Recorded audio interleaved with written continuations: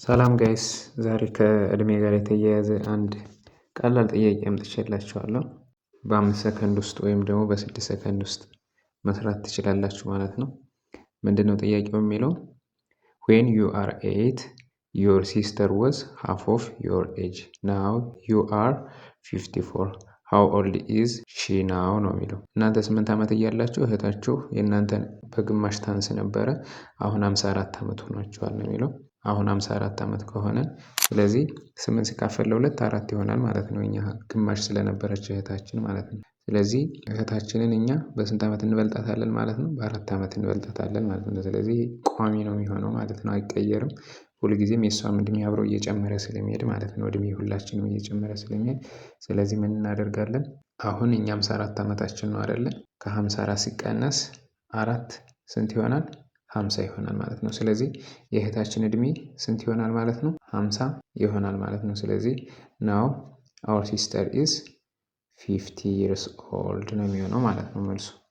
ጋይስ ሌላ ጥያቄ ደግሞ ጨምርላችኋለሁ እና ጥያቄው የሚለው a father is 4 times as old as his son in 20 years he will be only twice as old as his son ነው የሚለው how old are they now ነው የሚለው። ስለዚህ በመጀመሪያ የልጁ እድሜ ኤክስ ብለን እንወስደዋለን። ከዛ አባትየውን ደግሞ 4x እንላለን ማለት ነው። after 20 years son age ምን ይሆናል ማለት ነው? x plus 20 ይሆናል። father age ደግሞ 4 times x plus 20 ይሆናል ማለት ነው። ለምን? የሁለቱም እድሜ ስለሚጨምር አንድ ላይ ማለት ነው። እሺ ከ20 ዓመት በኋላ ምን ይሆናል ማለት ነው? እንደነገርኳችሁ የአባትየው እድሜ 4 እጥፍ ነው ከልጁ ብለናል። ስለዚህ 4x plus 20 is equals to 2 into x plus 20 ይሆናል ማለት ነው። ስለዚህ 4x plus 20 is equals to 2x plus 40 ይሆናል ማለት ነው። ስለዚህ both side እንቀንሳለን ማለት ነው። 2xን ስንቀንስ ምን ይሆናል? 2x is equals to 20 ይሆናል ማለት ነው።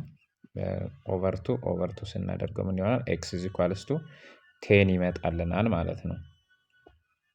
ከዛ በኋላ ምንድነው የምናደርገው? ስለዚህ አሁን የልጁ እድሜ ስንት ሆኗል ማለት ነው? 10 ሆኗል። ስለዚህ የሰውየው እድሜ የልጁን እድሜ 4 እጥፍ ነው ስለተባለ ደግሞ ምን እናደርጋለን ማለት ነው? 10ን በ4 እናበዛለን። ስለዚህ ስንት ይሆናል? 4 ሲባዛ በ10 40 ይሆናል ማለት ነው። ስለዚህ የልጁ እድሜ 10 ነው፣ የአባትየው እድሜ ደግሞ 40 ይሆናል ማለት ነው። ይመቻችሁ።